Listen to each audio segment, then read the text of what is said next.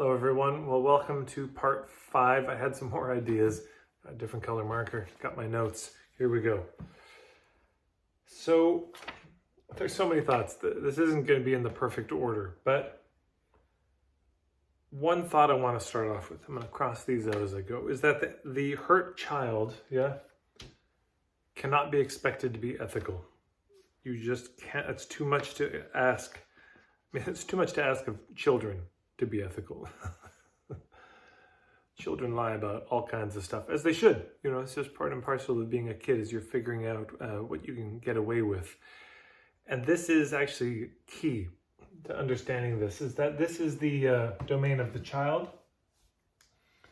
Is this kind of this question of just like, what can I get away with?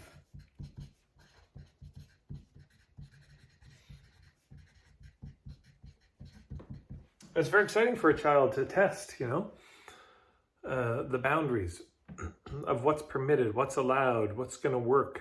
Can they get that chocolate cake? Mommy said no, but daddy might say yes.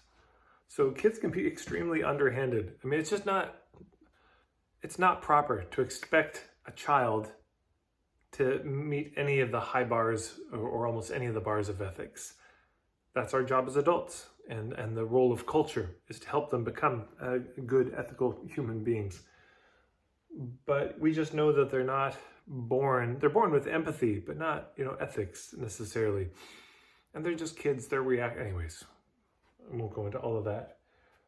But I just want to flag that. I want to pin that. The other thing I want to pin is, so we have this, this journey from, being a child to being an adult, from hurt to being healed. But I would also say there's a journey here between desperation and depth. And in my experience, if you stay in this domain of the hurt child, whether you're more artist or more entrepreneur, or whether you try to combine them successfully, you will end up desperate. Meaning, it's just not going to work. In the long term, business-wise, it doesn't work. If you're proceeding from, what can I get away with? How do I get what I want? How do I get the sale? How do I get people to buy? Ultimately, that burns you. Because you're burning bridges as you go, and that leaves you burned out in the end. And this leaves us increasingly more and more desperate over time.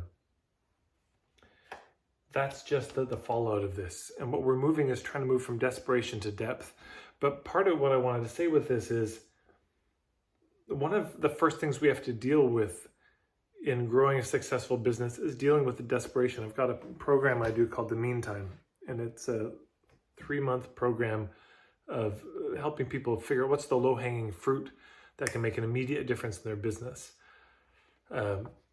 And one of the lowest hanging fruit is dealing with the desperation.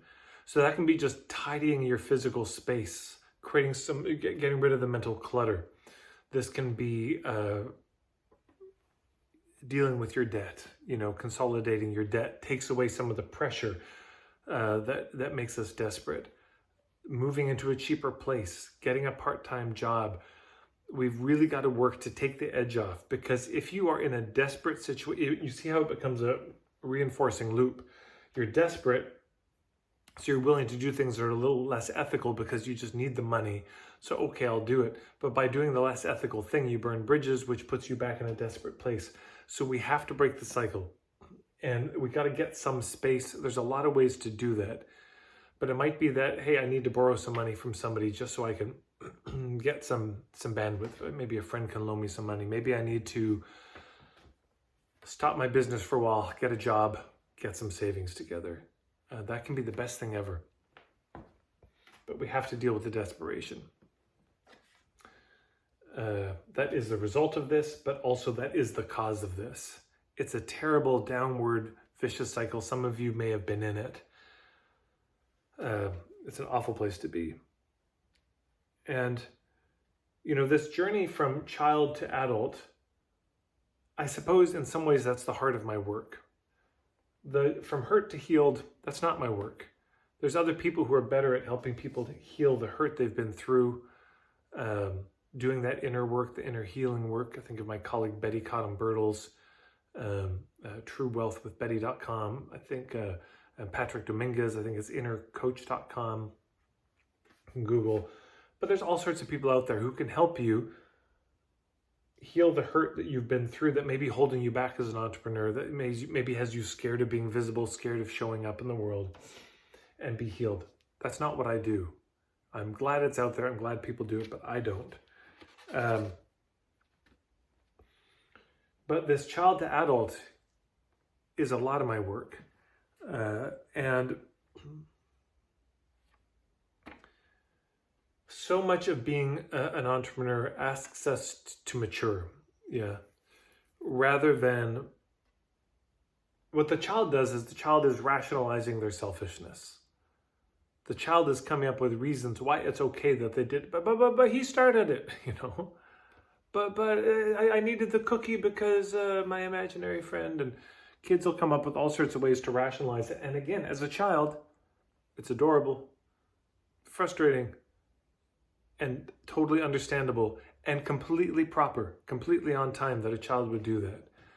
But as an adult, it's not such a good look. And so much of marketing, so much of the modern marketing, of course, right in the center of this is this, how do we get the sale?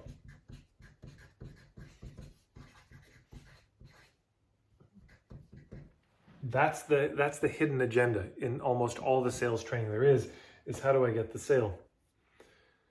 And whether we're collapsing or posturing, if we feel desperate, and so we think, I need to get the sale to get some money to pay the bills, we will rationalize things.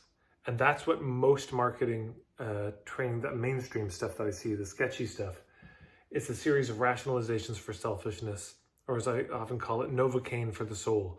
It helps us numb out so we don't have to feel the consequence of what we're doing to other people, which is deeply unethical behavior, manipulative, not based in consent or any kind of courtesy or respect at all. What the child is always doing when they really want something and you're saying no, is they are, where should I put this?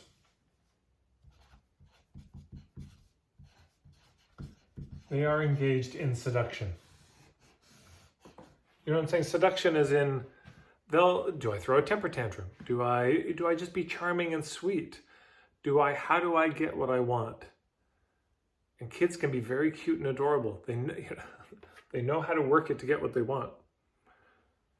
Whereas adults don't engage in seduction. Adults engage in courtship, and I've done a video on this, I have an article on this on my website. But seduction is theft. Seduction is, how do I take? It's how do I get away with it? How do I get what I want? I remember when I was younger and I learned all these marketing tools and the neurolinguistic programming, the sketchy stuff, not the legit stuff, and all the unconscious tools of persuasion, all that. For a little while, I really felt drunk with power, because you think, oh my God, I can just get what I want and people don't even know. I can have all this influence and it's hard not to feel inebriated with it, because you think I can get away with all this stuff. That's seduction, trying to get away with things. Getting away with it as in you took it, you stole it, and now you're making your getaway. And this is not becoming of an adult, to seduce, to steal. Courtship is where it's at. Courtship is, how do I feed and sustain what's sustaining me? How do I make what I love want to jump up and live again tomorrow, as Martine Prechtel speaks about? That's courtship. It's not about getting something. It's about feeding something. The child is, of course, dependent on the adults for food, and so that's what they're trying to do. They're trying to get fed, whereas the adult, it just shifts. As a child, of course, it's about you getting fed and your needs. But as an adult, it's about feeding others and you being needed. Stephen Jenkinson says it so beautifully. He says, just makes the case, how about proceed as if you're needed, not as if you're needy? So that's a lot of the shift that we're trying to make. Other thoughts I had here. Yeah, this is what initiation in traditional cultures does fundamentally, is it ends the childhood. It kills the childhood. Because I don't know if you've noticed, childhood doesn't naturally give away. Childhood doesn't end itself. As you can see in most of the politicians around you, as you can see in many adults who are fundamentally still children. They're still adolescents because that was never ended. And traditional cultures would make sure there was a rite of passage to say, okay, that's over. You did the childhood thing where it was about you, but now we're reorienting you to something much faster, much bigger. You were focused on your family, but now there's the family of the village and the family of the whole world that you are there to take care of.